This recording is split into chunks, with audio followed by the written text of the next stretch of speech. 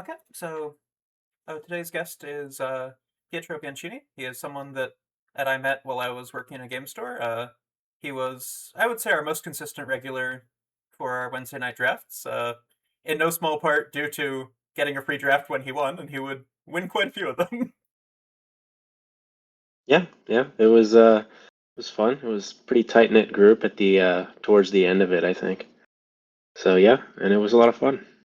Yeah, no, it was really nice having that core group of people. Like, I think brought everyone closer. Like, you made you made some friends in that space. I think you also had some friends Definitely. in the larger draft community.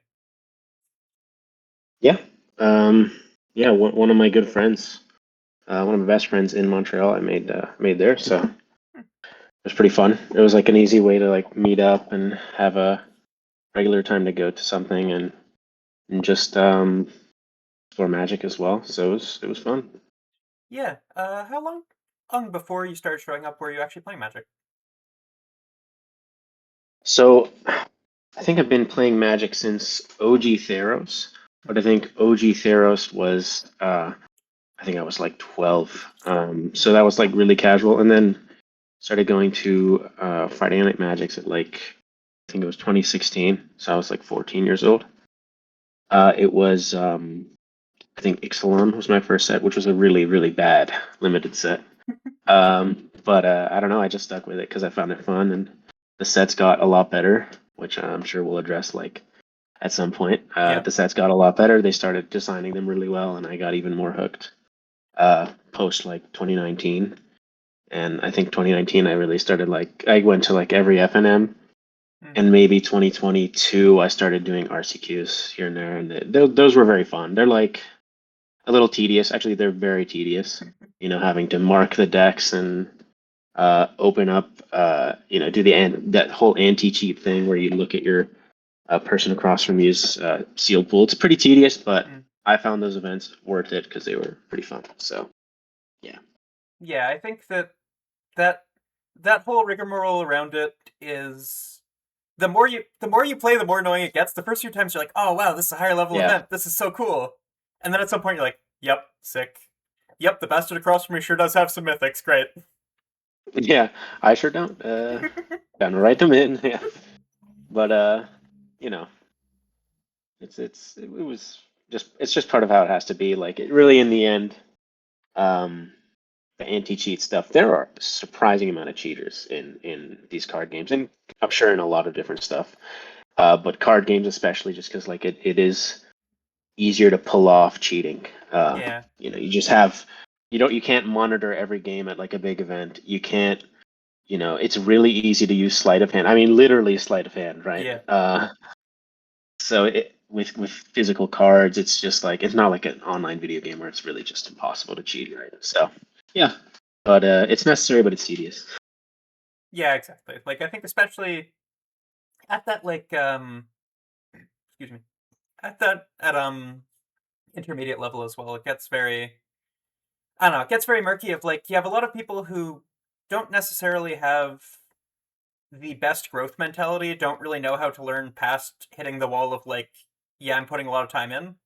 And I think Mm. that when your ego's tied to it and you're like, oh, but I should win, I should be beating people at the game. There's a type of person that does just go, well, I can raise my win percentage if I cheat. Yep. And there are people who like I can't remember what his name was, but some guy used the justification and it's like I want to get to the good matches and I deserve to Yeah. win again. Deserve. He used the word deserve to Mm-hmm. win in a luck-based game, which is like Yep. it's hilarious. He used the word deserve to win against these like early round opponents. So I want to get to like the later rounds where I know the player's good. Like Yeah. just nonsense, right? It is what it is. No, exactly. Especially with that element of chance. Like Yeah. exactly like you're saying. There's an archetype of person that like feels entitled to it. And in a game like League of Legends, that results in you press Shift Enter and you say that your jungler sucks. In Magic the Gathering, there's no right anti-cheat, so Yeah. No, that's true. Yeah. Yeah. so yeah, talking about RCQs in general, like I remember there was one RCQ you went to, I think in Lost Caverns of Ixalan, where you came to my place to watch the League of Legends World Finals. Yeah, Uh, we yeah, I remember unfortunately that. we unfortunately watched Faker win a championship. Uh, Yeah, it was getting boring at that point. It's extra boring now because now it's like 2 years after that, and they did it twice again. So it's like yeah, pretty insane. I don't know. It's getting like I don't know. It's getting to like Lakers or Celtics levels of like okay, guy, we're tired. Like Lakers in the '60s or whatever, Celtics in the '60s. hmm. Was there a It's similar getting run to there? that point where it's say what? Was there a similar run there? Yeah, yeah. The Celtics and the Lakers had just like these streaks of wins. The Celtics in particular, they don't happen anymore in sports really or in Hmm. basketball. These like runs of like 6 wins in a row. They don't really happen, but I guess they happen in League of Legends, and it's like, Yeah, I, and it's crazy because like, well, this is a tangent obviously, but it the is tangents really are welcome. crazy to That's see that. that's part of the format. Perfect. Okay. Yeah, no, it's crazy to see like this team that just gets dumpstered, like not dumpstered, but they do not do very well in their own region, and it's just like, oh, come Worlds, they just Yeah, run it back yeah, and no, win. no. It You know, really is like crazy. every year it is Faker apology for him. Like I'm going in and I'm like, at this point, even I'm sitting there and I'm like, okay, they barely made it. You know what? Fuck it. I I don't believe that he's going to get knocked out. It's going to happen. I don't care that they barely won their group stage game. Some bullshit's going Right. to happen. Love isn't real. Faker's winning the championship. Yeah, and it ends up happening, and yeah, you know, Maybe, just maybe, if our balance team didn't want to make their world's patches buff Azir and Oriana. good lord, enough, no more. I think it's just been years where those chaps have been like the best mid lane mages. Just Azir has just been like Azir will always be there. It's like I don't know. Sometimes I wonder if they. I mean, I'm sure they know at this point what they're doing, but it's Yeah. like No, it is Azir and intentional. Oriana are legit. Yeah, it's 100% intentional. Like Nocturne Oriana combos or Oriana that like engage support or like those combos are just like never going to leave the game. So if Oriana's numbers are as good as they are, and they always are for some reason, she's always going to be picked. And same with Azir, it's like a control mage that scales super well, pokes in lane, like has potential at level 6, not huge potential, but potential, and just like scales insanely well. I don't know. Yeah. I mean, They don't. Yeah. it is just like they outright state. I remember specifically, I think it was 2 years ago. There was, they buffed something about Draven's passive, and they buffed Oriana's R damage. And outright in the patch notes, they said, we are changing Oriana's R damage because we think she's a very dynamic and easy to follow champion in pro play. We will probably adjust her back down after Worlds. Classic. I mean, yeah, they make it obvious, that's for sure. But yeah, I don't know. It makes sense as a spectator product. Like, I think it largely is just like they know pros will play whatever's good, and these flashy control mages are just like, it's very hard to tell, oh shit, this enchanter player is better than this enchanter player. It's very easy to Yes. go, damn, Azir pushed all of them into his team. Damn, Oriana hit everyone with the R. Like, I think Yeah.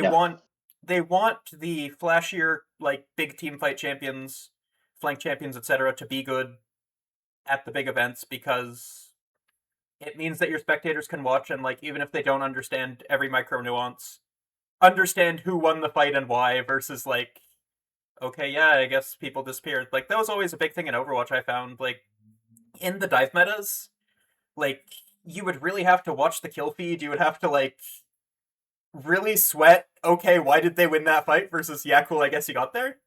Whereas in the ultimate combo metas, it was like yeah, you landed a 5-man grab. Fair enough. Yeah, I never followed Overwatch Pro, but Hmm. yeah, I can imagine. Also, I've never been good at Overwatch, not gonna lie.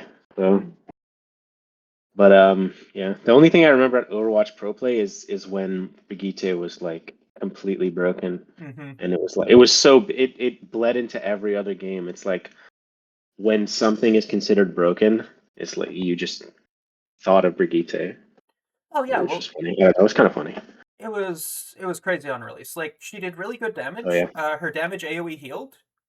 She had a stun to interrupt people, and her ultimate was like AoE around her. Everybody gets armor. Armor reduced the damage you take, and was just like over your health. And everybody got a speed right. boost while they were in the AoE. For comparison, Lucio's ultimate is he admittedly gives more shield than the armor she was giving, but he gives a shield that rapidly decays in an AoE. Yeah, And like people were just saying, yeah, like, this is Lucio ult, but if you win the fight, you have Lucio ult going into the next fight. Like it was insane. yeah. That does sound pretty insane. I played like I think before and after that. I mean, I did play quite a bit of Overwatch over the last year. It's fun. Actually, not that bad at all anymore. I think they made some great changes, like voting on maps and banning. Oh, that's sick. Those are just cool changes. I mean, they kind of noticed it pretty late. I'm sure it boosted their number. I'm sure they're doing fine, obviously. Mm. But like, I think Overwatch was in like a player participation lull at some point for sure. And then they made Yeah. those changes. So I don't know if they worked or not, but they're very good. Like I think the game's actually pretty good. Yeah, it's all secondhand, but like I have from what I've heard from people, they got a big resurgence off of their recent patch where they like dropped a bunch of heroes at once. Like generally seems like they're going in the right direction. Yeah. Yeah. I'm glad to see. Like it's not a game I'm playing anymore, but I really liked it. I thought it was fun. I'm glad to see they're getting back on it after a bit where it really did feel pretty dead. Mhm. Yeah, it was for sure. Yeah. Yeah, looping back from our tangent a bit. After that world, you slept on my couch, got like 5 hours of sleep, walked down to face games were done, and I believe, in your words describing the RCQ to me, had a broken sealed pool, and then nobody in your top eight draft was playing dinosaurs. Yeah. Yeah, I remember that one. I had a completely insane sealed pool. Um, it was like green base flashing around doing some nonsense. I had like a bunch of bombs. And then in my top eight, I mean, I don't even know. Everyone clearly like, and this is something that I think happens a little too often in these RCQs is that people will go into a set knowing what the best archetype is, Hmm. and they will like, and it happens so consistently that people will just force that archetype, Mm-hmm. or because not everyone who like makes a limited top eight of an RCQ knows limited or plays it very Yep. much. So they'll just know generally what's like the top three archetypes, and they'll like damn near force one of those three. And usually it's the best archetype. People will just force it. Mm-hmm. And I just like I have never drafted that way. Mm. I just yeah, I've always drafted open no matter like some sets it's really not you're not correct to draft open. You're just supposed to plant your feet in one of the best two colors and like the best color combo. Um, and I just hated drafting that way. So Mm. kind of like whenever it's a set is doesn't reward staying open and good drafting, I'll like I'll consider it a lot worse, I think. Mm. But yeah, that's what happened in that top eight. Like I think I was in Green Red Dinosaurs, which was I mean I didn't love that set in particular. But I did like finding my niche of playing caves, and I actually Mm. had probably some of the most fun ever just forcing caves because no one would be in caves. Yeah. It's not even really forcing. You would just get the cards handed to you, and you'd play a multicolor caves deck. But in this particular draft, I had a green red dinosaurs deck with like four of the I think 2/3 that you can ETB pay two, and you bite one of your Yeah. creatures bites theirs. I can't remember. It was something like that. But I had like a crazy deck, and I just kind of rolled everyone. I had faced like mediocre mediocre blue white, Yeah. and in the finals maybe I split, or maybe I'm pretty sure I split. Mm. Yeah, Makes sense. yeah, Yeah, I remember that set being very like default was you're some kind of artifact deck in the Jeskai pile. Like Pretty much, yeah. If Dinosaurs was open, you were Dinosaurs. If you were Pietro, you could play Caves. Yeah. Yeah. And honestly, Caves was so niche. Mm-hmm. Like, it was one of the times where an archetype was just it was just almost not drafted. An archetype that they meant for was just not like appearing on the stat sheet almost. Like it just didn't exist. And I don't know, I drafted it almost every time. And the thing with that deck was in that archetype there was a 4 mana board wipe for number of caves on your battlefield and graveyard, I think. Yeah. And that was the critical card. Like if you just had 3 caves, 3 to 4 caves on turn 4, and they had curved out, and you cast that card, you win the game. Mm-hmm. So it was that's really, and I legitimately won like a bunch of games just doing that. Oh yeah. The big problem with the caves deck is that there are no dual land caves. Like your best fixing in that set was atrocious. It was the Yeah. one mana sack. It was like the 1 mana evolving wilds cave. It Yeah. can also tap for a colorless, which was like made it a bit better. But yeah, anyway, that was, I don't know, just getting deep into like an old set from whatever it was, 2022, I think. Yeah. I 20, mean, yeah, it was actually Worlds. that's the vibe of the format. Like, part of what I'm trying to showcase is just like, go on little tangents, talk about shit that's Yeah, interesting. Someone will either go, "Ah, shit, I drafted Ixalan," and you know what? I never played Caves. Or they'll go, "Yeah, me too, Pietro. I remember Caves. Nobody was picking my yeah, Caves." yeah. Hey, nobody. I'm pretty sure, like, yeah, I'm pretty sure I had one other time where a person drafted caves, and they were like new to the game, and they just I had a caves deck as well, Hmm. and I think mine was just I don't know. I just went into caves earlier, so I knew kind of what was going on. But yeah, if you can remember a single time that someone else was in an archetype, the whole set, and you Yeah. play like a good amount of drafts, like 50 to 70 drafts or whatever, combining online, obviously, then you know that was not a drafted archetype, pretty much. If you just remember one time. Yeah. Are you still But yeah, are you still actively drafting? yeah. I still go to like FNMs Hmm. and do some online stuff like Arena, not Magic Online itself, but Arena. Yeah. Yeah, I remember you were a big arena So grinder. I like Arena. Um, I think online I tried it for like a month, and I couldn't get over the tediousness of it. Mm, And I didn't play constructed, which is like the main reason to play on online is yeah. for like it's just better for constructed. It just has the cards, it has the formats, and I've never really enjoyed constructed that much, so I just Hmm. didn't play it. Arena just felt like smooth. UI is very good. Um, easy to get into a draft as well. You can throw So your yeah, opponent card on vacation. yeah, They love doing that to me in pretty constructed. much. I was playing Bant Airbending for a bit, and like, it's just how the deck works. Like when it was playing in the creature tutor, like the deck would just play its dork turn 1, and then like turn 2 you play Badger Cub, turn 3 you're like, I have infinite mana, I have 2 tutors in my hand. Okay, let me tank and then never think for the rest of the game. And like Right. by halfway through thinking, without fail, I would always get either the cowboy looking at a pocket watch or the Karn on vacation. Like, Yeah, yeah. Carnival Vacation's a good one. Those emotes are so goofy. Oh, my personal favorite is the like I can't remember what it's called, but like the rhombus shaped thing from Zendikar sleeping, oh like yeah, the yeah, with yeah, the Z's. That yeah, one's a the good little one. Or Hedron guy.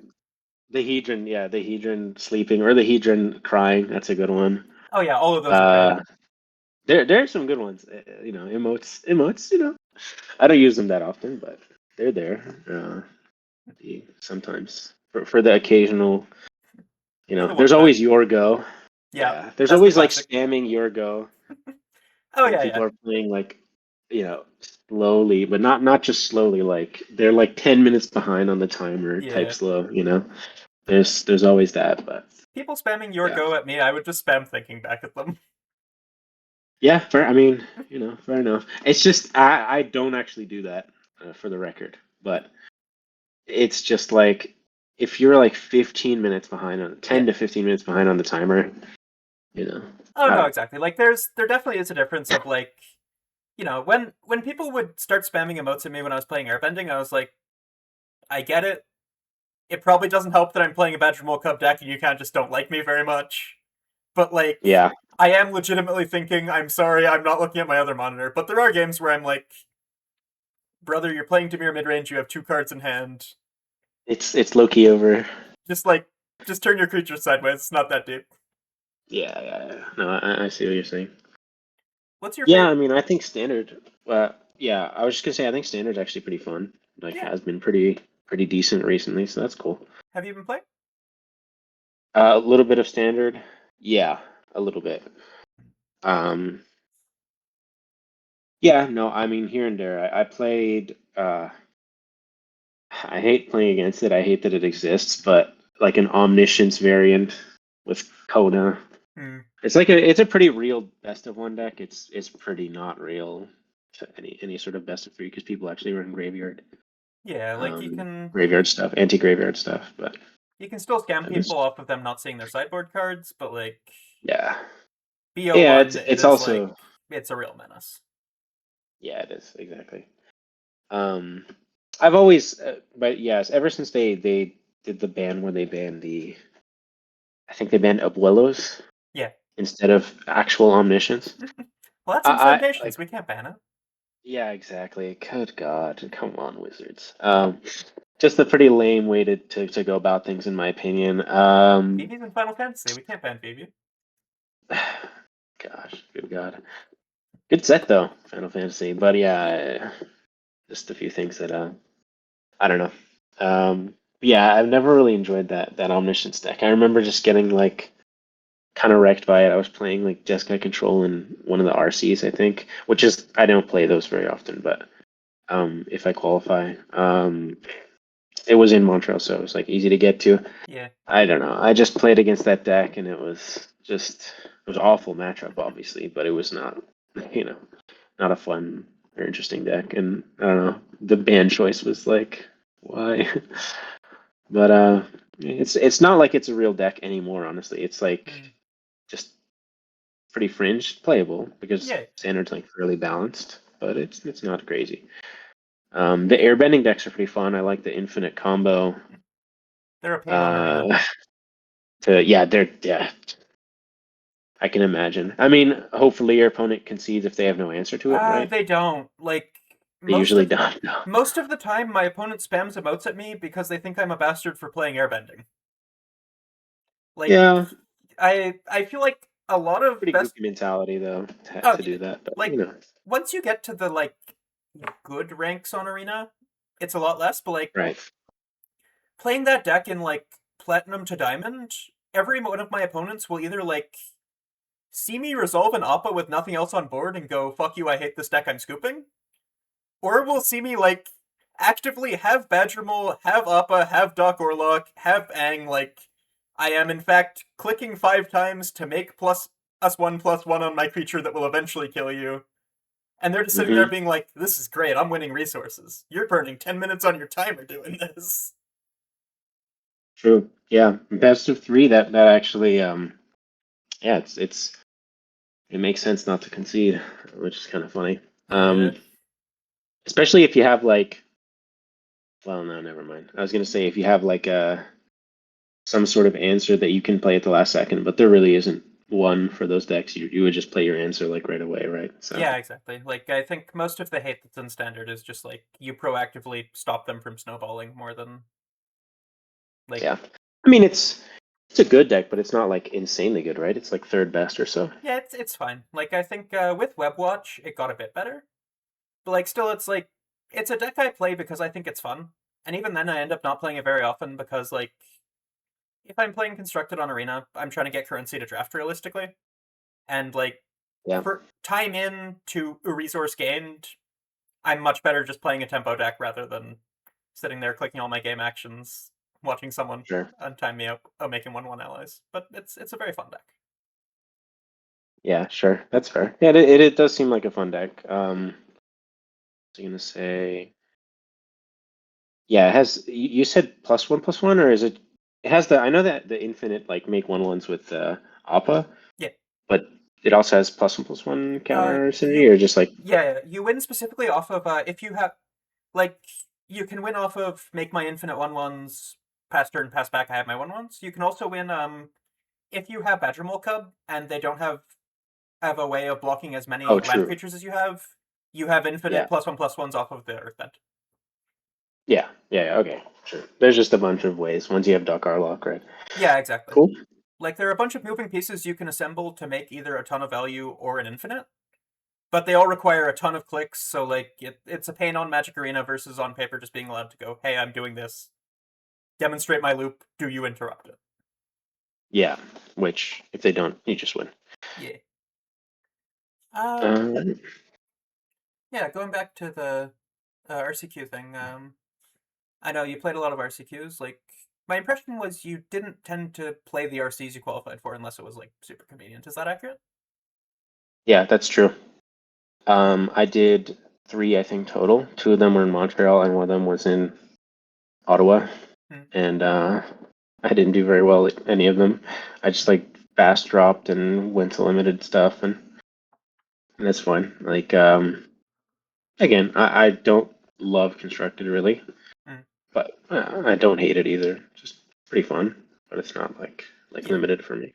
It's something that's fun enough, but like limited is really the one where it's like you like competing in it, you like improving at it. Like that is the primary mode of the game for you.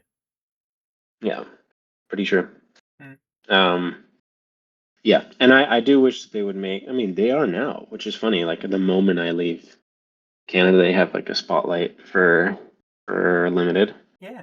Not a good set, unfortunately, but at least they they're heading in the right direction. Hopefully they do it again. I think they will do it again because I think it was pretty successful. Yeah, it was very well That's received. that's the thing.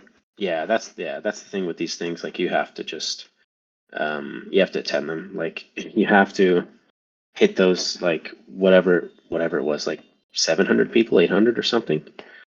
In the end, you have to hit those numbers to for them to do it again. Otherwise, it's just not worth it. So. Um, yeah, those they added that and they added like limited pro tour Yeah, type there's the thing, limited championship, I think it's called.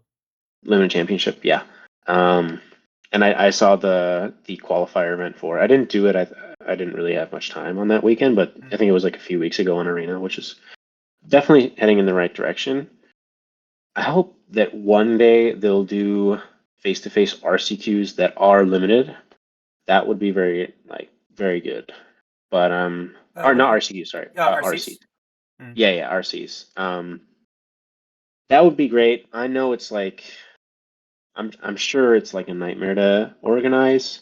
Probably a lot, even worse because you add an hour of time pretty much Hmm. for like the whole anti-cheat. Like look at your list, sign it up, or write it down.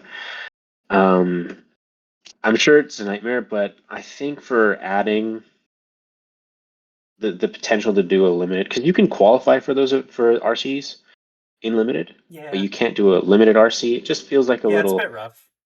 a bit rough, yeah, a bit wrong. But you know, it's a logistics thing, I'm sure, as well. So Yeah, it's cool. yeah. But yeah, Definitely a matter of like if you if you have two different events in the season of like limited and constructed, then it's still a bit of a nightmare to go, okay, well you qualified off limited, we have this one event for limited, we have this other one for constructed. Similarly, like I don't know, I wouldn't mind seeing like a mix like they have at Pro Tour, but also mhm. I'm not sure how realistic it is for them to get the sealed product for that, etc. Yeah. No, I totally get it. Hopefully the spotlight's If you're not, a strong proof of concept for that though. yeah, it's somewhat down. So I'm just gonna Yeah. raise the light a bit. Yeah, and if it's successful, they'll do it more. That just comes down to it. I remember they like pre-COVID, we the Grand Prix. I don't know if they ended because of COVID. I could never know Hmm. understand whether they ended because of COVID or because they didn't receive enough players. I think it was because of COVID, but Hard to say. I'm not sure they ever officially said. yeah, I don't think they ever said. And plus, they were organized by like CFB or. or Yeah. another like face-to-face like company, right? So Yeah, I know that in the US it was CFB, so like them also going under probably threw a wrench in it. yeah, I don't. They went under, Yeah, like legit under. Oh, I yeah, didn't yeah. even know Like that. currently, when I go to the face-to-face Games store, Miles likes to run a bit where he goes, "Hey, do you want a pen from our subsidiary Channel Fireball?" and hands you a Channel Fireball pen. And if you go, "What, face-to-face games owns Channel Fireball?" he'll go, "No, no, we don't. They went under, so we bought a bunch of stuff from their warehouse." Didn't know that. Like Yeah, to be fair, I didn't. I think they got bought out by TCG Player or something. Oh, okay. So yeah, I guess. I thought they still existed. I honestly don't know what they did. They made product and they organized GPs, I guess. Yeah, And they wrote like they had a website as well, I guess. yeah, like I think that they were in earlier days they were a bit of a content hub when that was just less centralized on like people were just posting that stuff on YouTube.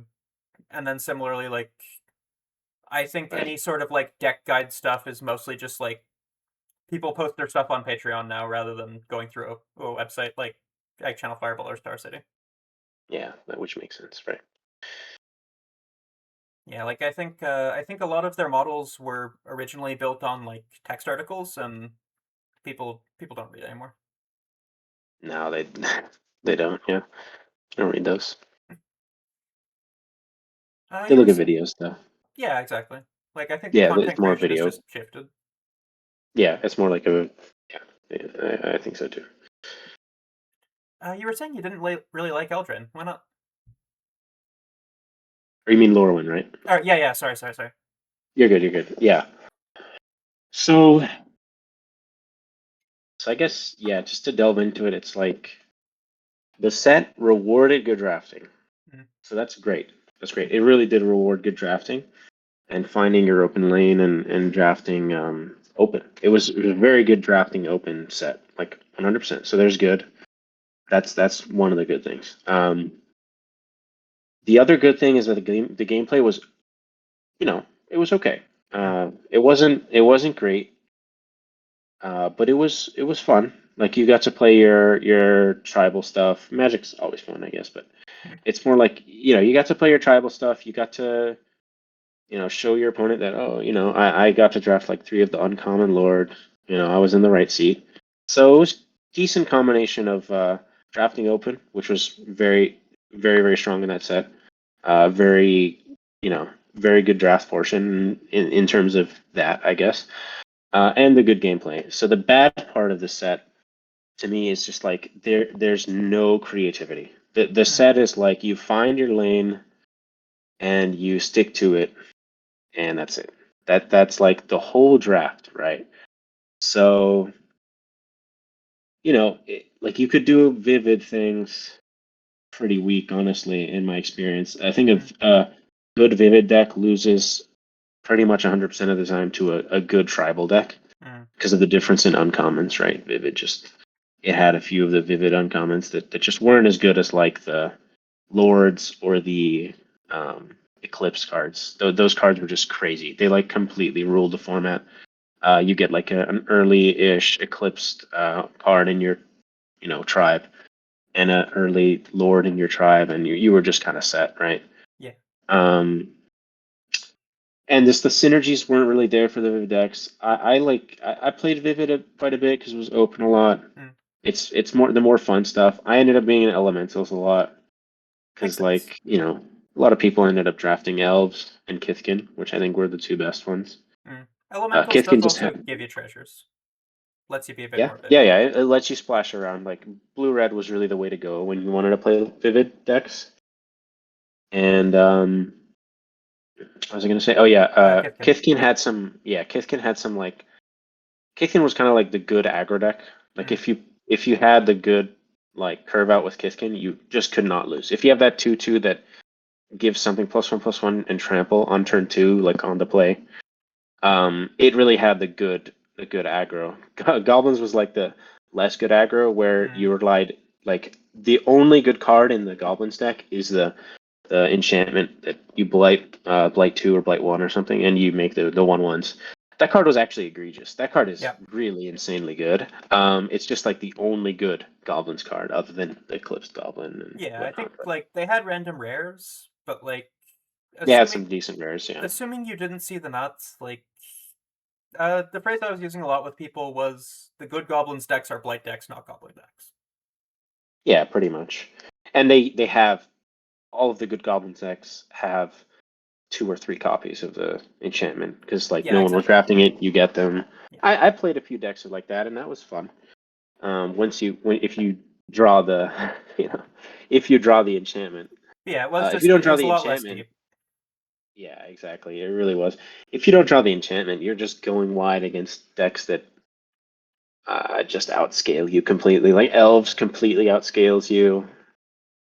Merfolk doesn't super outscale you, but it It kind of can. does though, because they have the convoke, draw 3, discard 1. Just like goblins didn't really have any of that. You just have to curve out, and as your top end, you have the enchantment. And typically, how the games went is that you would do you would curve out as goblins early, and they would have no answer to the enchantment, so they couldn't attack into you. They were at like 7 life, and they can't, they couldn't do anything because you just had 7 or whatever creatures on board, and they Yeah. would just die. You would just swing it to them. They would have no answer to the enchantment. If they answered the enchantment, like I had some games where they were mid attack. Yeah, they were mid attack. I answered the enchantment, and they were like, "Oh well, my board's gone. My Good game." fault. Yeah, my fault. OG. Yeah, you had the freaking, whatever it was, boarded in like green enchantment garbage card, but it's a good sideboard card. Yeah, it's a disenchant. Yeah, Kills that's your deck. X only good card. yeah, exactly. 3 mana, lose the game for your opponent. I'd play that. But yeah, in the end, it came down to like a longevity thing where once Mhm. you've tried every archetype, you're like, okay, I've seen everything this set has to see. Um, and it didn't help that there was no. And man, I feel like every set should have one of these, a bonus sheet. Like Mm. it did have a bonus sheet. It had the rare version bonus sheet. Like It some had sets the have the special super guess. rare one.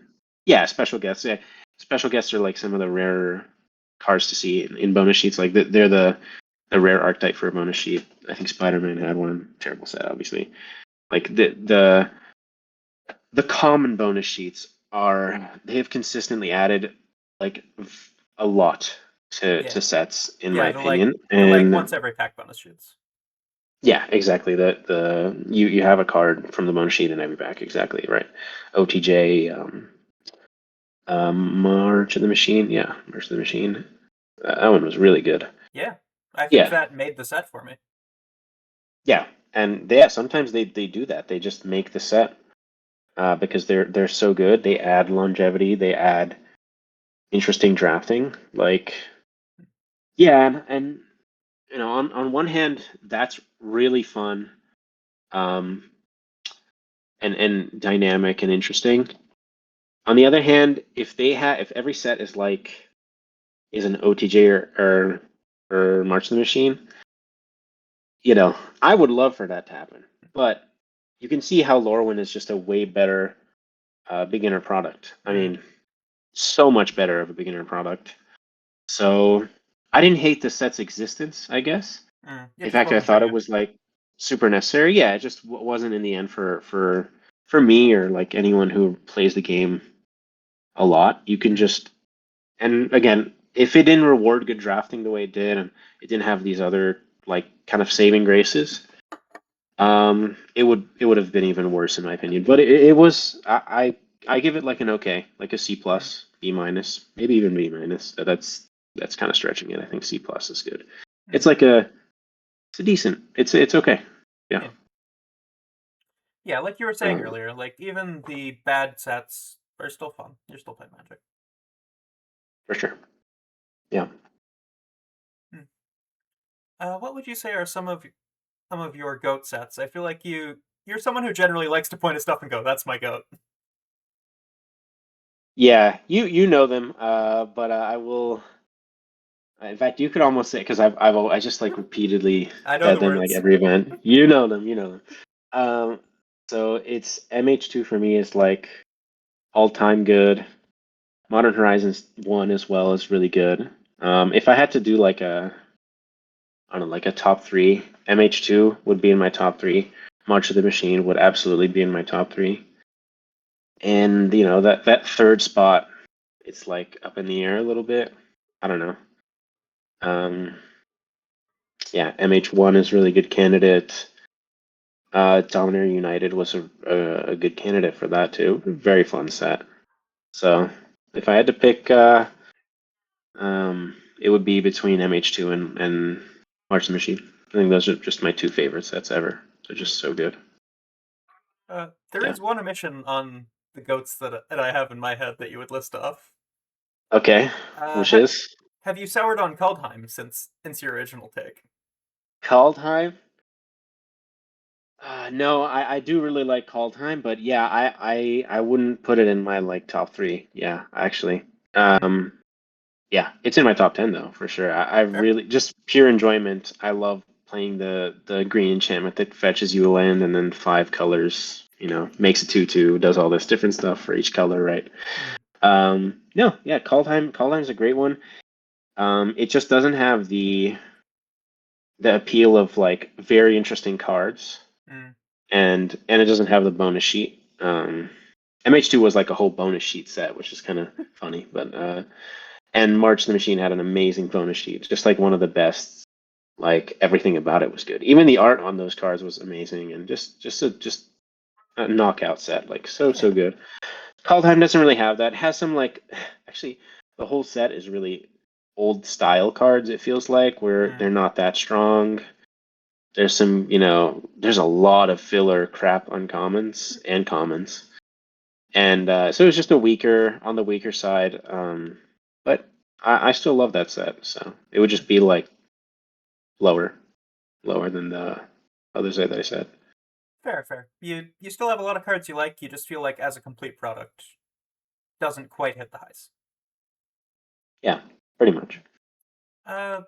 What is it that you would say you like specifically about your top 3 sets then? Like you mentioned the bonus sheet. Like, do you feel like it was overall archetype balance? Anything else specific, or just kind of like good vibe? You're fucking with it. I think it's a combination of both, but I think the probably the good vibe part is the best about it. Like take March of the Machine for example. The bonus sheet had companions, which were very hard to build around, but some of the strongest cards ever. Like it had I think all of them, right? It had all the companions. It had Lurrus. So it had everyone. Lurrus was one of the big ones. Like that card's just crazy. So if you could, I think it's permanence 2 or less, right? Just permanence. Yeah, permanence 2 or less. Permanence 2 or less is the requirement. Yeah, which is very hard, but certainly doable. I mean, a lot of the good cards in that set had Convoke, and they were in blue usually. But a lot of them had Convoke. A lot of them were non-creature spells. So you can make it work, and the card was like crazy good. So it just having that possibility. Like I built around Yorion once, I think, and it wasn't sealed. You really have to stretch it, but it's fun though. I don't know. It's just fun, right? Like it is cool to have those cards in there. It's really cool that they had the gain lands in that set, the gain 1 life lands. Those were great. Like those are almost always great. Yeah.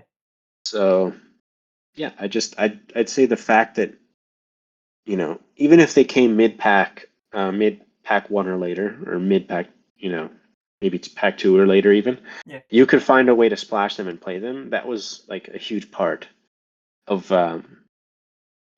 why they knocked it out of the park with that set. And that part of it is also the set mechanics were perfect in that set. Really complicated set. Big fan of battles, man. I like battles more than most people do. I think like I really loved battles. I mean, it's a stupid excuse to just dirtle around more, even if you should probably be ending the game. Like if you can kill a battle, you're probably better off just trying to end the game. But sometimes you were in a board stall and you had like 1 flyer and you just poked into the battle, and you flip your one of my favorite cards ever was the Invasion of Rin, I think. Mhm. On the other side, it's a battle with four. I low key can't remember It's what like it's called. it's Battle. four or five Yeah, siege counters. counters. You 4 or 5 Yeah, pips on its dice. yeah, exactly. Yeah, and I forgot what it's called, but All good. draw three. The front face is 3 and a blue to draw three, discard one, I believe. Yeah. And you flip it. It's 1 tap, 1 mana tap, sack, copy a spell. Mhm. Um, and it was just so much fun. I mean, obviously, a 4 mana, four loyalty or whatever battle. Um, that's slow, and it drew cards. It didn't like give you a 2/2 or something. Yeah.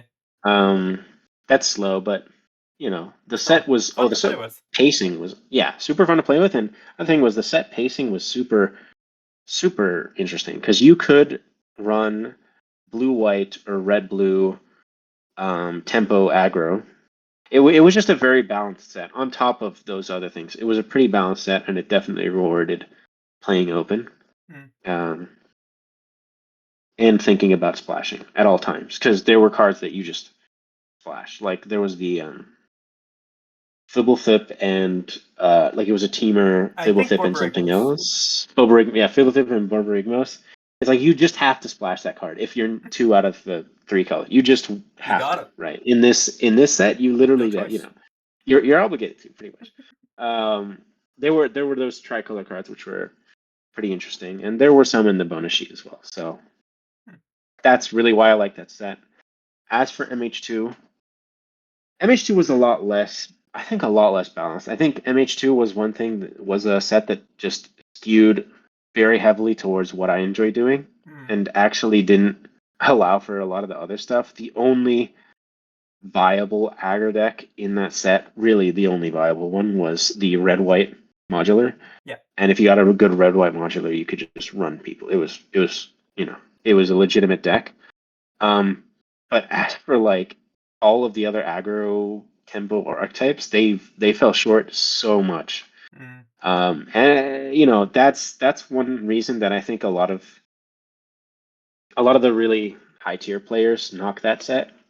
They also like I think it's generally accepted that it's a very good set, or generally of as a good set. Mm. But one of the big reasons that they knock that set is because the splashy like late game multicolor stuff was legitimately a lot better than any sort of aggressive deck other than the red Mm. white one. And that one is more like a personal preference thing where I think that I skew towards that multicolor stuff a lot, and I still think to this day that people should have been drafting 5 color way more often. Hmm.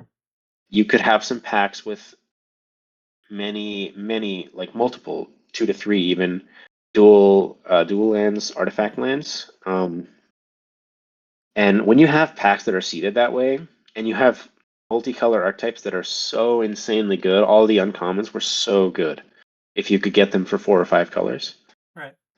you really should look to be in 5 color. And Mm. like I swear, nobody was nobody was in it. Nobody was in the 5 color archetype. And it's like I play these games where you just can't lose to aggro. It feels like you can't lose to aggro. I don't know. So that's more like a skewing towards what I like set more than like a balanced and a good design. Although Oh there yeah. was very good design in that set, no doubt. Yeah. I think Uh, at the same time, like, your favorites naturally will be a bit biased. yeah. Oh yeah, 100%. I'm sure Mom is also a biased set, like Hmm. no doubt. Yeah. Yeah. As for I think MH2 and Mom are really the two sets that I think are top two. Check so. Yeah, splashiness, late game stuff, and yeah, that's kind of about it. That's what I enjoy. Makes sense. I think we've talked around it. We haven't necessarily stated it outright at any point yet, but I think that you're someone that really prioritizes having the good cards in your deck, even if that means having to build around fixing a bit. Like, you're pretty focused on like, damn, this wield, okay, cool, let me find a way to fit this in. Let me prioritize duels, like uh I guess not to put words in your mouth, would you like to describe how you tend to try to approach a set? Yeah. Yeah. So I guess I've already talked about just drafting open. I've Yeah. never been a forcing a certain color pair or forcing a certain archetype person. Mm. I do draft open, but I will, and this is true for every single person out there, I will tend to skew towards slow decks. Like Mm. there's no amount of open drafting you can do in the long run that makes you like a perfectly open drafter. Mm. I just like I don't believe that there is. I think everyone's going to skew towards something, and You always have your for bias. me, it's like yeah, exactly, and I think that's true for everyone. And for me, that's like slow decks where I try to stretch my mana in order to be able to play stronger cards. Mm. And for me, yeah, if there's I play a lot around gold cards, like maybe even too much. Like maybe it's my one of my biggest weaknesses, I think, as a drafter is like I really play for gold cards. If Mm. I see a late good gold card, I will like look out for those colors, that color combination. And yeah, I think that's yeah, as you said, if I see a late gold card, I'm gonna try to splash. I'm gonna try to fit it in my deck. Mm. Um, even if it's in a weaker archetype. Yeah, pretty much you summed it up pretty well. Do you feel like that's a playstyle that gets a bit punished the higher level you go, as people have a bit tighter evaluation and aren't necessarily letting that slide through as much? Yeah, that's a good question. Like, I think that that's a good question. I think that it's better. I think that it's a really strong in RCQ top eights. I don't know what Mm. it is about the particular level, but I think that the staying open and trying to put those strong cards in your deck, I think that has always been very strong in top eights. Hmm. I So could I'm see that. sure, like I have a feeling I haven't played at the very highest level, Mm-hmm. but I can easily see how that playstyle is punished. Mm. Like I can see it, even like I don't know, watching PT clips or whatever. Watching like PT clips or whatever. Mm-hmm. People don't draft that way, and it's not an you don't really get the opportunity to Right. because you don't see those good gold cards ever. Hmm. But when it comes to those limited like top eight of an RCQ, it happens really often that people will skew to the good archetypes like Interesting. consistently, and I don't know. I don't know. So I think at the mid level, it actually is a good strategy. Hmm. I could definitely I see think in the that. mid level, it is yeah, it is a good strategy at the mid level. But Hmm. I can see how it could be punished, and I've seen it on like really high level. But But yeah, you do feel like it has room. It has room to continue paying dividends past like an F&M level, and even it sounds like to an extent may even get you further because, like you're describing, you will play against more people who are like solid players, but not necessarily limited players, who are just like a bit more railroaded in their thinking, a bit more like, yeah, you know what, this is the good archetype. I'm approaching this like constructed where I should play the best deck on the weekend. Well, Elves the best deck in the format. I suppose I'm an Elves player, and if I don't get there, I don't yeah, get there. yeah, that happens very often. And yeah, no, I think that yeah, as I said, you don't even have the chance to do it if you're in a pool with really good players. You Hmm. just don't see the gold cards. In that mid level, people really another thing, people really stick to two colors. Like Yeah. even in tricolor sets, I remember playing a Dragon Storm limited top eight. Hmm. It's like it people really will stick to safe play styles, Mm. and they'll get punished because they don't have card quality in their deck. And I think that has happened. That's why I really really enjoyed RCQs. Hmm. Um, just making it to the draft, I can feel super confident. Like Mm. not I'm not Magic. There's like so many things that can go wrong. It's still a luck based game. But when I go into a top 8 of an RCQ, I can feel confident that I'm going to draft a very good deck. Like I'm going to give myself the best chance, and because I practiced more, typically at least, I will have practiced more than the people that are there. So Right. yeah. I remember you got very high mythic playing Duskmourn. Did you like Duskmourn, or was it just a set you were good at? I love Duskmourn. I loved it. But and yeah, I hit pretty high mythic. I think I ended like 33 Hmm. was my highest finish. My highest hit, I did hit rank 1. But it was like, it was temporary. I couldn't really maintain it. Like Yeah. it's hard to maintain rank 1 to play that much, especially during like, I mean, I was in school, so it took it would have taken too much. Not saying I would have if I even had the time, but if I had the time, I could have tried. I never got really to try. Yeah. Duskmourn, actually, that's a very good candidate for my third favorite set ever. I think that set is amazing. Amazing. It's like it might be my favorite set in terms of design if you combine limited and constructed. Because even in constructed, I think those cards are super fun and well designed. I know that some of them are occasionally used in the broken decks, like Fear of Missing Out was used in the Vivi deck, and I'm sure people are tired of it. I just think that the cards in that set are so well designed. It was like an anomaly where they had limited and constructed, both just perfect design. I mean, perfect is very subjective, but like In your it opinion. felt, yeah, in my opinion, I feel like they nailed it. I mean, there are some awesome cards like getting Doomsday Excruciators, another like super unique design, really awesome design. It took people by storm in the last like, I don't know, no, 2 PTs ago, or no, last PT. It was last PT, right? Anyway, I believe so. it took, yeah, the Excruciator deck took people by storm. It's like when that sort of thing happens, I think first of all that construct is pretty healthy if that happens. And it's just cool to see. Like it's cool to see this card that makes games more entertaining to watch and to play. Um, yeah, so it had like Excruciator was an awesome one. The cycle of especially I guess the black one, but the cycle of mythics that The what was Overlords? it called? Impending? The impending cycle, yeah. Those were very cool. Like I think the black one is really cool. I think blinking them is pretty cool.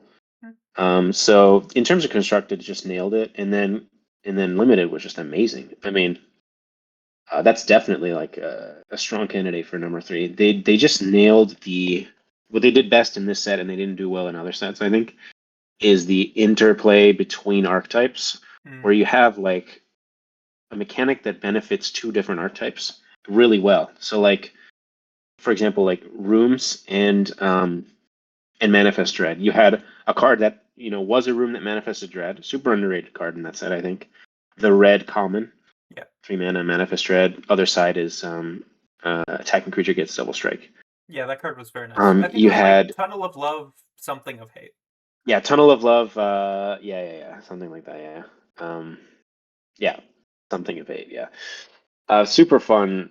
Rooms, by the way, another like knockout mechanic. Just like nailed it. Really, really sweet. Gives you some value up front. You can open it later for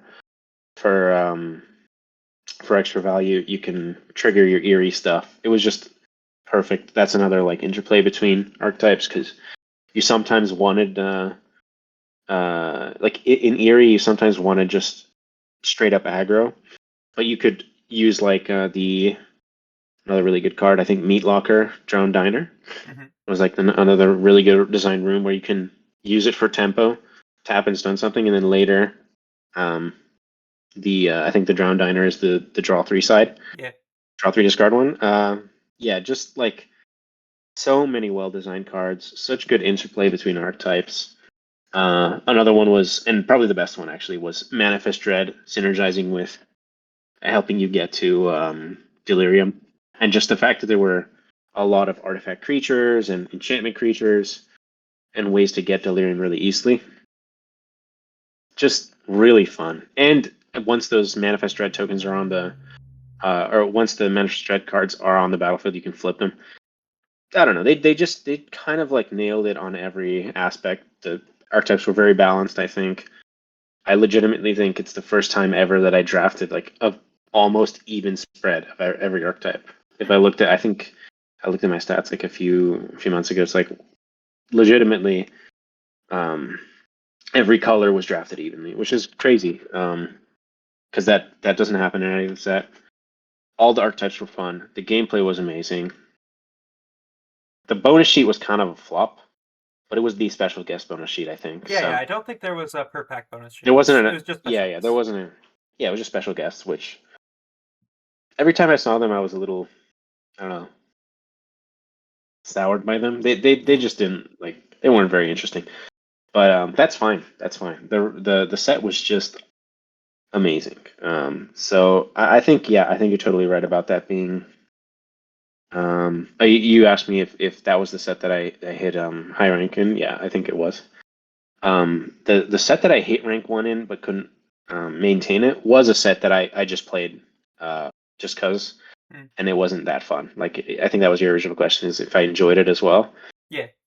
It was Foundations that I like hit rank 1 and then I didn't kind of realize that dropped one. off. Yeah, it was actually in Foundations. I just spammed Foundations quick draft because it was like really fast. It was really fast, really simple. And honestly, the easiest way to rank up, because Yeah. Premier drafts are really slow. They're Mm. really slow. They're obviously way better when it comes to game quality, but If you're just looking you to know, like grind out the dopamine, win some games of Magic, yeah, generate some gems, generate some rank. Like I remember before we had Premier Draft, I did really similar with Throne of Eldraine. Originally, the bots just did not like picking Merfolk Secret Keeper. that Uh, was a thing. Yeah, that was a bad thing too. and then halfway through, they went, okay, we fixed it. And day one, I saw someone tweet, okay, the new method is that you play red green aggro. I said, okay, bet, let me test this out. And they were 100% right. Yeah, And like, that happens with quick drafts still. I mean, oh they're yeah, never gonna get it perfectly. They just can't, right? It's yeah. not feasible almost to get it perfect. But yeah, that was pretty bad. I think Foundations was actually kind of a fun gameplay format Hmm. where like the gameplay of it was way better than the cards looked, if that makes sense. They're really simple cards, really like, you know, really simple gameplay. But it was kind of fun. Definitely nowhere near my favorite sets, but It was you what you know, were good at. it was super, yeah, it was super acceptable. Yeah, I played pretty well in it because it did reward good drafting. So Hmm. yeah. Makes sense. A bit earlier, you were saying that you feel like a lot of players at that like intermediate level stick a bit too much to two colors, aren't really willing to splash. I would, if I had to guess, I think this is a mentality I fall into as well, where when I first started drafting, I was like, yeah, fuck it, go into whatever, splash whatever. And then I realized that it's very easy to be greedy with that, just not have the fixing, not really bring it together. What would you say is really the mentality you have to approach it with in order to not just kind of train wreck and make your deck less consistent while still allowing yourself to play these better cards?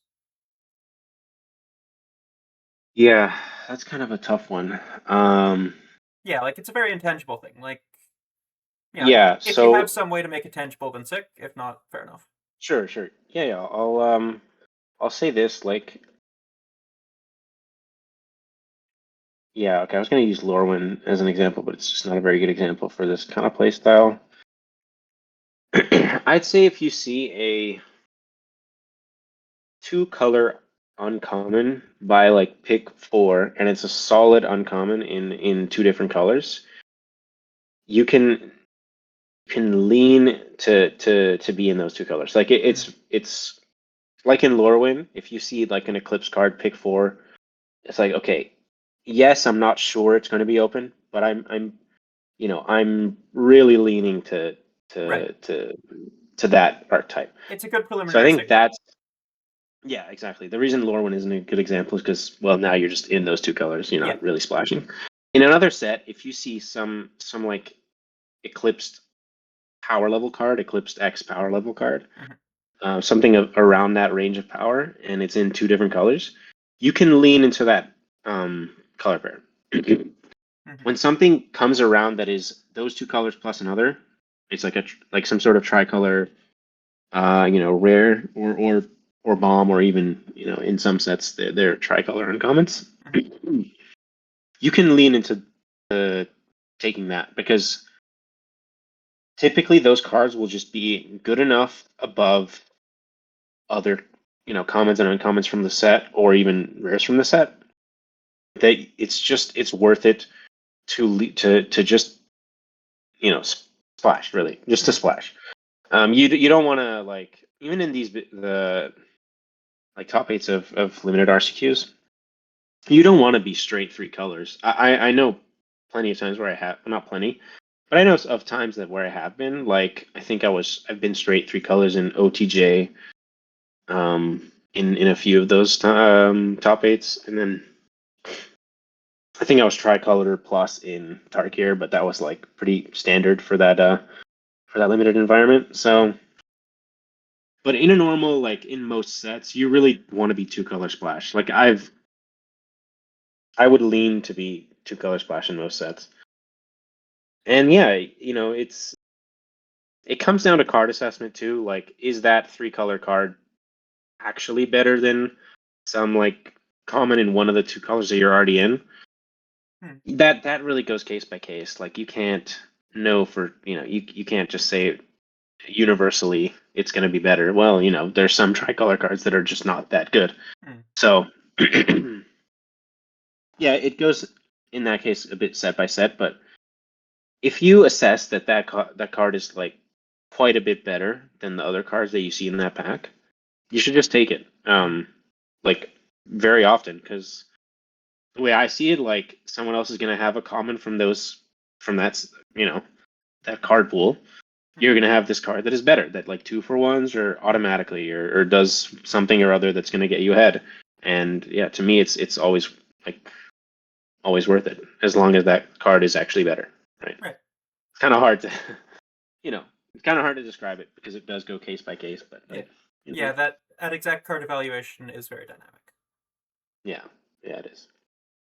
How would you say that someone can improve at that card evaluation? Like, I think it's somewhat just a muscle you need to grow over time, but like, I don't know, there are ways you can evaluate your picks, evaluate how something performs, that will either get you better results or not, I think. Yeah, so the way I like to see it is and it depends a bit on your archetype, obviously. But for a lot of slower to mid-range decks, you want cards that 2-for-1, and you want to balance those with the cards that are just like on the board right now, instantly. So you don't want an overload of card draw spells, for example. You want a good balance of things that are on board and things that will get you ahead of them in the late game. So I don't know what a good example I could use here is, but let's say like Combine Chrysalis from MH2. You don't actually want like 4 Combine Chrysalises in your deck, because it's pure redundancy. Like, you don't want like an extreme. It is a very strong card, kind of a mediocre example, but you don't want like 6 cards that don't straight up affect the board right away. You don't want 6 card draw spells. Yeah. You don't want you don't want, especially considering like non-creature versus creature, you don't want a bunch of non-creature spells that not necessarily draw you cards, but you don't want a bunch of like only removal spells. You don't want you really do want a good balance of creatures. I think that's one of the biggest mistakes. Like, I have a friend who kind of started drafting recently. That was one of his mistakes, is that he didn't draft enough just onboard creatures. Yeah. creature-oriented like removal spells are good, but you don't want too many of them because you'll fall behind in value. Yeah. He just drafted like super removal heavy and super card draw heavy and just not enough creatures. So that's like step one is really balancing onboard stuff with the draw spells and value stuff. Second, I'd say is like creatures that 2-for-1 are like the best. Like for me in limited, that's the top of the top, other than bombs. Really, is creatures that either remove another creature or 2-for-1. Like a good example is from original Ixalan, I think, is or no, it was Rivals of Ixalan. Yeah, I'm pretty sure the card This you're about to say is Rivals. Yeah. Ravenous Chupacabra, a 4-mana 2/2 that kills a creature. Just Yeah. an insanely good card. It synergizes with anything that brings it back from the graveyard. It synergizes with anything that can get value from a creature being around, and it blocks a small creature after killing whatever their biggest threat is. It's just like the ultimate card in limited is creatures that 2-for-1. Obviously, people use the acronym BREAD, which is like bombs removal. I look-y can't remember the other three. Anyway, But I feel like that's where it falls apart. Like everyone forgets it after bombs removal. yeah, bombs removal, and then something. But the order is like, yeah, the bombs are creatures. Like almost always, bombs are creatures that 2-for-1, right? Like you could look at the list of good rares in the set, and there are non-creature spells that like 4-for-1 or whatever. But typically, the bombs are going to be the creatures that trade one card for multiple cards. Right. So removal, yeah. I don't know if that should be second, but yeah, removal's good. Some sets, removal is not as good, just because like the set is super slow. The board gets stalled out more easily, and bad removal becomes a lot worse than like an okay creature. Good removal is always good, but if removal is slow or pricey, especially for limited sets today, like there's always some sort of cycle of 4 or 5 drop red based burn removal that tends to fall short like a lot, honestly. Like 5 mana, deal 6 to a creature. If it dies, exile instead. That card just like always falls short because you're always trading down on mana. Even if it's instant speed, it has a chance of not killing something as well. Like it's a low chance, but it has a chance of not killing something. It's just always falls short. But yeah, I think generally, even if I forgot the last 3 letters of the acronym, that's where you should start. I guess one last thing I'll say is that some people do have the opposite problem. That's a really common problem as well when you just start out playing. I think it's a problem that I had is I just played like a bunch of creatures. Doesn't matter if they 2-for-1 when they entered. It doesn't matter if my deck had a game plan. I would just play like 2s and 3s. That's it. And that's just like some sets it works. Like all will be one, maybe it worked to just play a bunch of 2s and 3s. Yeah, and it's just not not a winning strategy in most sets to just play 2 and 3 drops and nothing else. And they were lacking, like I was lacking for sure when I started playing the game, cards that 2-for-1, cards that actually got value. So yeah, it's about finding the balance between and then just like advancing your game from there, I guess. Yeah. A running joke that people will use in fighting games that like is pretty true. It's just like as you get to intermediate levels, a lot of people talk about, yeah, I'm starting to play a lot better. I'm looking at the screen. And like I think in drafting, there really is that element of like, you know what? Sometimes you gotta look at the screen. It's like, what's the best card in this pack? The best card for our current end pool. And that is a very dynamic thing. That's very hard to keep track of. I think it's easy to go in and go, sick, I've got 5 goblins cards. I'm clicking on cards that say goblins. But like, you find a lot of percentage in being able to look at the screen, so to speak, and go, what is actually happening? Can I splash? Can I pivot? Have I seen dual lands in my packs? Yeah, no, it is. Yeah, that's true. It's very useful to start doing that. Lorwyn again, like kind of a bad example, but Most sets, and this new set actually, like Ninja Turtles, Mhm. it's good. It's Hmm. good. I was traumatized by how bad Spider-Man was. Yeah. Spider-Man was really a really bad product and set. Hmm. Especially with the whole thing that you didn't actually have Spider-Man cards on Arena. Yeah. You had these really, like, for the first time, noticeably bad art, like really bad art, Hmm. really bad, just a really bad product. Um, it's called Through the Omen Paths, I think the Arena version Yeah, it was. is. Through the Omen Paths It is, 1, yeah. It's because the next Marvel set is also Through the Omen Paths. oh yeah, yeah, that's true. God, it's really awful. Like, terrible product, terrible kind of corporate greed, corporate slop. Mm. Um, and yeah, just a really bad product overall. But it's that traumatized me to the point where, like, I was very hesitant to even try playing Ninja Turtles. Same. It's like it just when they release a product that has these blatant flaws, like legendary creatures in a small set, just having a small set in general, five Hmm. archetypes. There were a lot of problems like associated with that set. But then I played the set and it's like it's actually totally fine. Hmm. It's yes, it has some of those problems.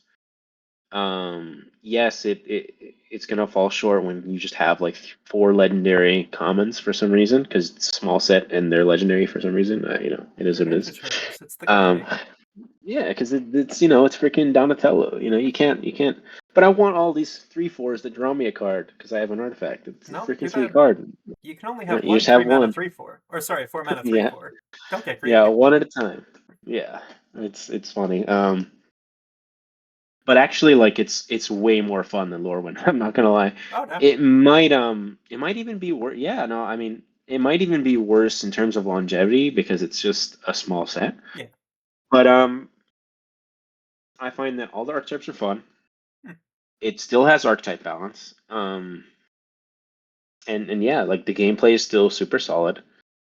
A little bit is probably nostalgia because I watched the show growing up. Hmm. Like, it was like everything for me. I don't know. It was like the Ninja Turtles were like everything for just a kid growing up in New York. It's like Hmm. they're literally everything. I would just go home, binge watch the show. But so part of that's nostalgia, I'm sure. But it's when Universe Beyond is well done, when it's a good set.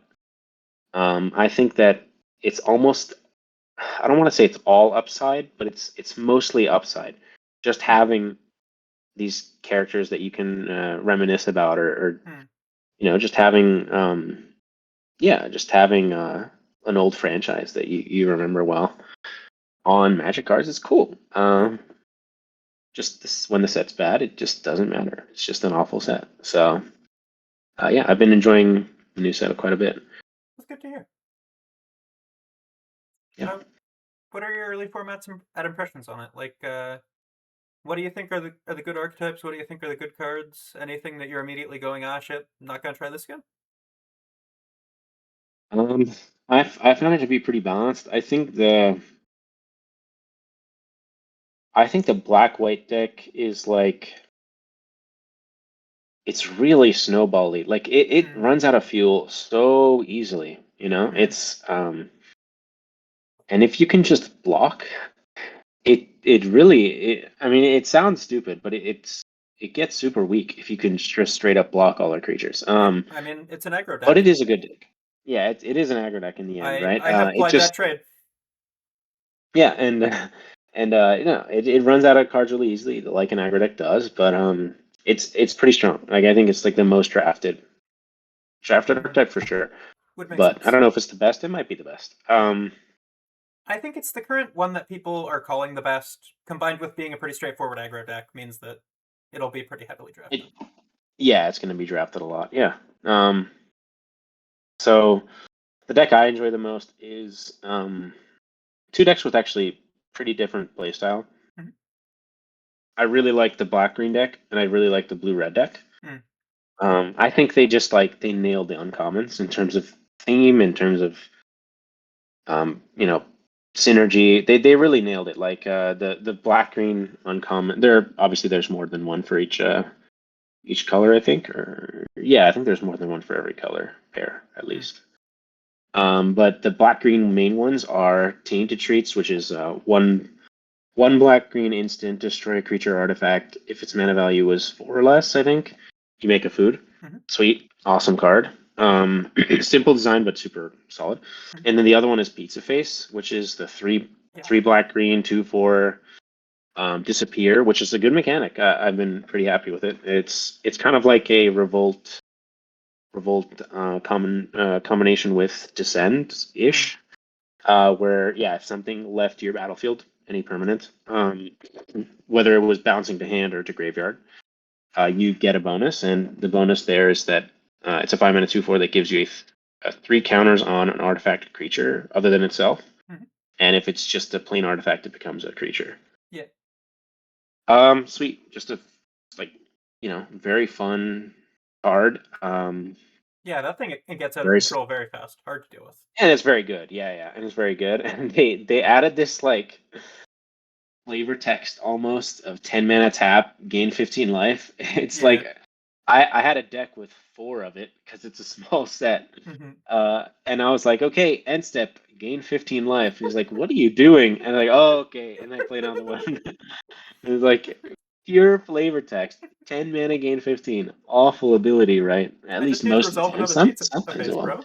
Yeah, exactly. Yeah, and just give me that 15 free life. But yeah, no, it's and for blue red, it's really fun just playing the. It's 2 commons actually. It's Monster Foundry and Nobody.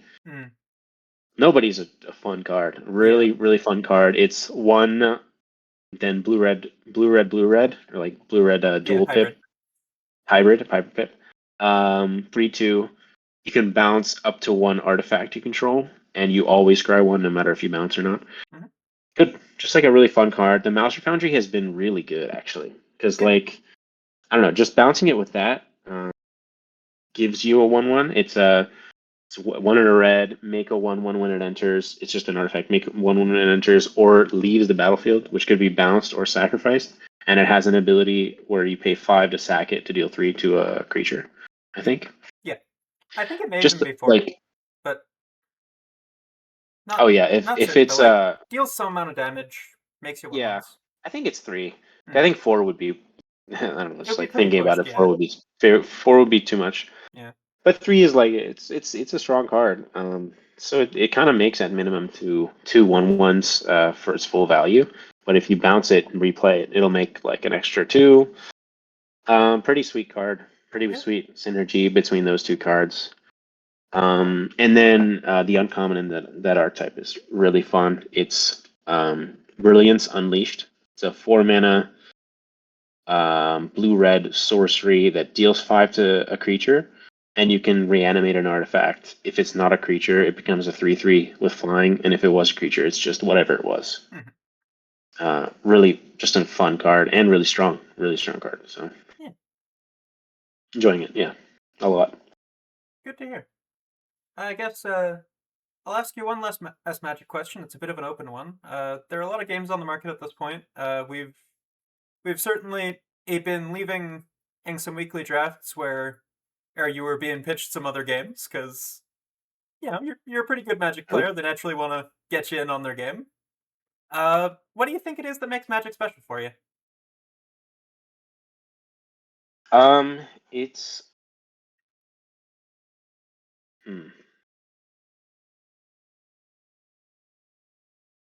Welcome to take your time to think about it. So for me, I'll think about this one.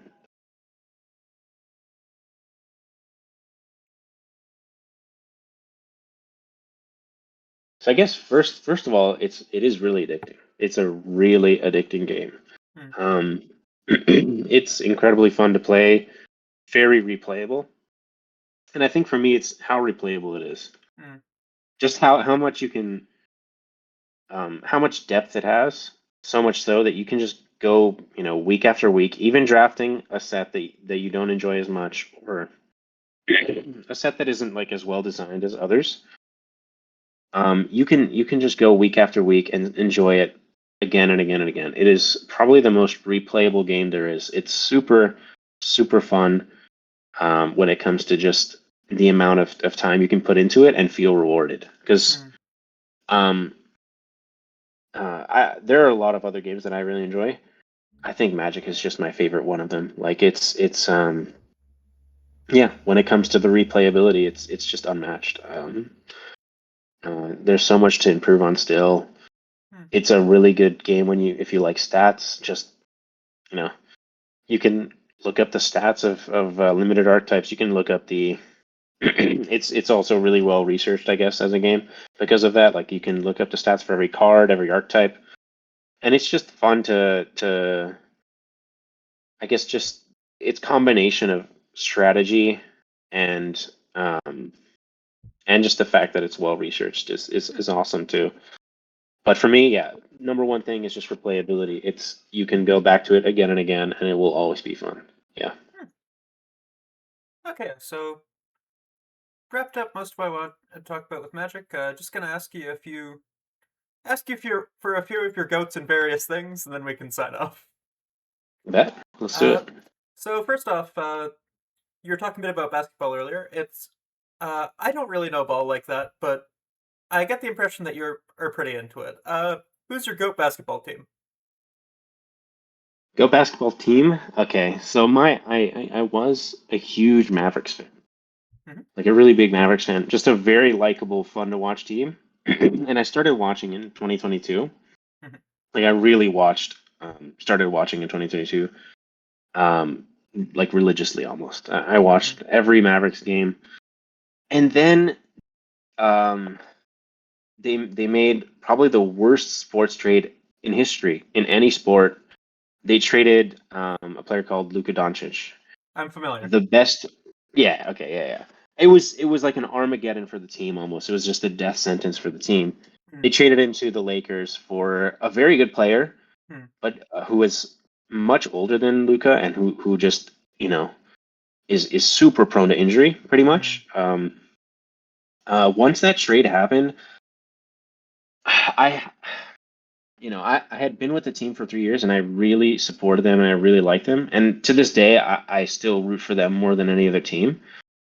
Unfortunately, I just have found myself watching Lakers games because my favorite player of all time, LeBron, like who I think is definitely the best ever, and just my favorite, and my favorite current player. I guess I mean LeBron is a current player, which is Mhm. insane because he's 41. It's Yeah. crazy that he's still playing. But I guess my favorite player currently in the league would be Luka Doncic, and my favorite player of all time on the same team. I found myself watching Lakers a lot, even though like I don't, you know, it's this big franchise team that like I think it's the most supported basketball team in the entire NBA. I've just found myself looking at their games because my favorite players are on the team, and now my favorite singular player is on the team, even though he shouldn't be. Something went wrong in that trade. It was very strange and awful for the Mavericks, The but card went a little too late in that pack. pretty much. Yeah, I've just found myself watching their games. But if I had to choose a team, yeah, Mavericks for me. Mhm. Like the Mavericks are a very, very cool team, very well run until recently, unfortunately. But Hmm. yeah, Yeah, I mean, I feel you on that. In the same vein, I think we're both career tier one haters, but I can't lie to you. They got Carrie Ann. At some point, I was like, damn, you got a team with Carrie and Faker. yeah, Do it's I have pretty to cheer sick. for you? But thankfully, I've got Genji. They've still got Chovy. I can hold out hope. I can have the You better greatest win. disappointment every single semifinals of the Worlds. Yeah, and have they still been like completely owning Korea? I think so. Yeah. I haven't actually followed the other leagues much, but yeah, because they were like they have been for a long time menaces in Korea. Yeah. Um, It's the they opposite of the just T1 thing. Like, doesn't. Yeah, yeah, it is actually just fall short in worlds. yeah. I mean, yeah, the pressure is very high, and at some point, you win this many championships, and there is something in your head where anyone else is going, "Ah, shit, it's World Semis, it's World Finals." You're going, "Ah, cool, it's World Semis." Right. Yeah. It's like, well, we know who's going to win at this point. It's been way too many times in a row. And they've just done it again and again. So, It'll have to stop one yeah, day. it will. It will. Like, just has to. Either they'll retire or someone else will win, Yeah, hopefully, at some Faker will point. retire, and they will end competitive League of Legends right there. They'll say, "You know what? No point." There you go. Yeah, yeah. No more worlds, just in general. Yeah. We just didn't think there Yeah. was a point. So, Yeah. After he following retires. following that thread, what's your Hmm. GOAT champion to play? GOAT champion, Yeah. Big V, Viego, undefeated. Fun, amazing. I could go. Oh man, I could go into a whole like rant on game design in League.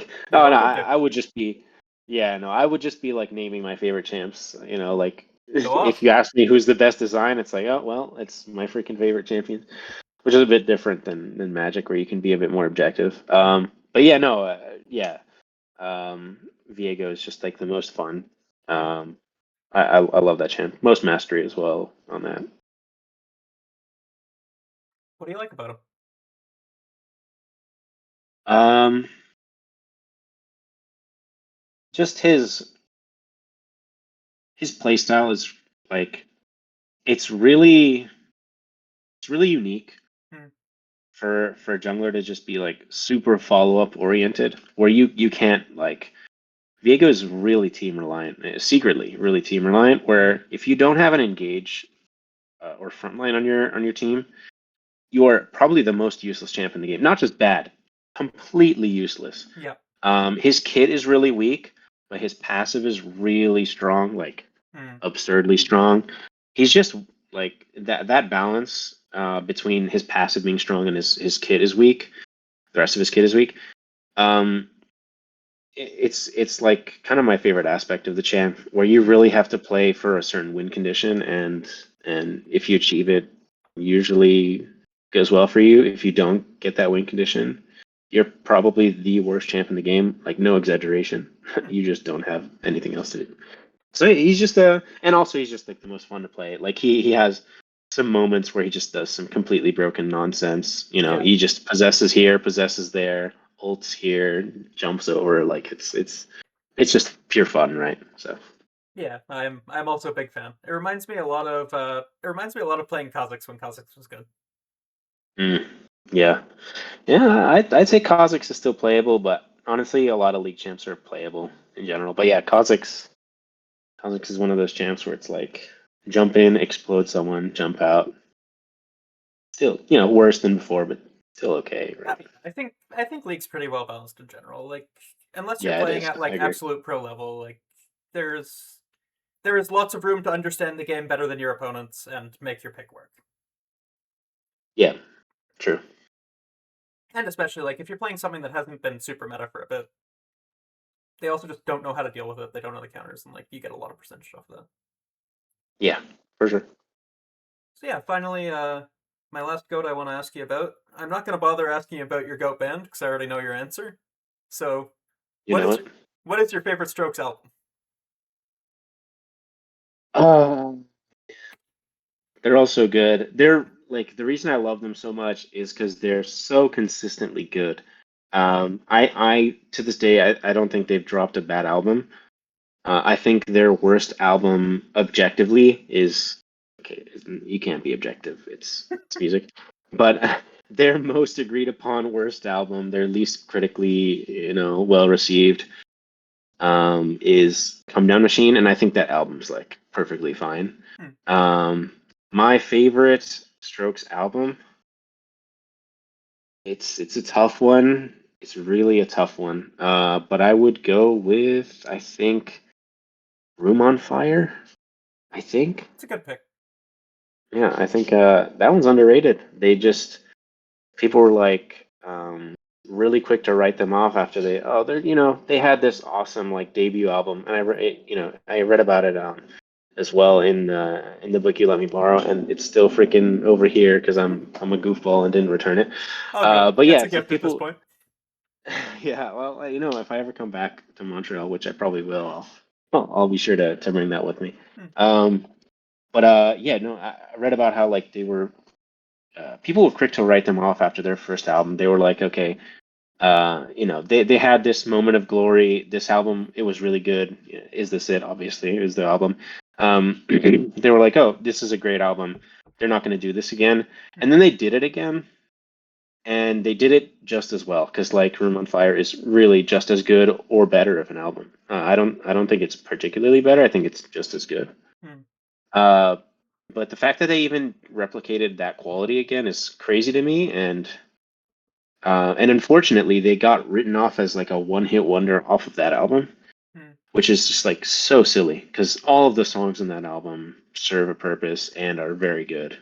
But they just kind of got like considered a one-hit wonder because of the success of Reptilia. So it's like it's interesting their story, but yeah, I'd say Room on Fire Hmm. definitely my favorite Strokes album. Close though, really close. Yeah. I can back that. Like, I think that the thing that I really love about Room on Fire is whatever happened as an opening track as a follow up to Is This It? Just like Yeah. really, I love everything about that song except for the fact that he uses the word right like twice in two follow up sentences. Yeah. Yeah. I will say that the chorus on that song is just like it's so good. I don't know. It's Yeah. just awesome. I really really love whatever happened. It is really a good song. Yeah, I agree. Yeah, so that's everything I gotta ask. I guess just I want to ask in general. May as well. I'll do it here in case it gives some insight into who you are to anyone else. What's your life like? It's been a minute. Yeah, it's been a really long time actually. It's been like close to a year, Yeah. maybe like a few months off of a year since I left Montreal. Yeah, so I finished. Yeah, I just finished school. Uh, Hmm. I've been back now for quite a while, I guess. I finished school officially in August, and since then I've been um, a lot of my time has been helping my brother with like school and getting there and back, and that has actually taken quite a lot of my time. Hmm. But other than that, I've been just like looking for things to do. Still playing FNM, still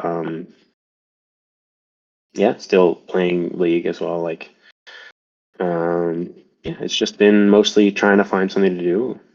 I have something locked up for sure for this summer at least, so that's Nice. sweet. Hopefully, I'll find something earlier.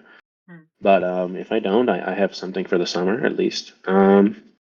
Yeah, um, that's about it actually. Like, not too much has changed, For but sure. I've been all right. Yeah, how have you been? Like, Not too good. bad. Been It's bad. It's been a bit of a weird year. Like I don't know. Hmm. A lot of stuff has changed. I think generally I don't know. I'm growing as a person.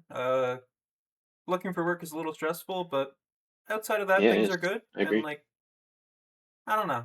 I think it's easy to it's easy to define your day to day by going, well, I'm not generating value, I'm not creating income, whatever.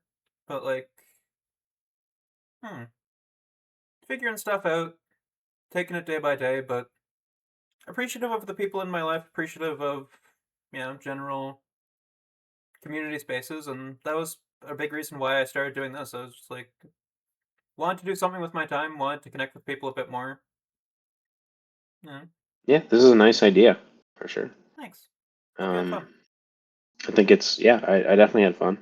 I'm down to do this some other time if you if you ever like want to have me back. I'm Yeah, for sure. perfectly down. I actually like I've always liked having this sort of conversation about gaming and whatever game it may be. Yeah. Um, it's always been fun. So yeah, thanks a lot for having me. Actually.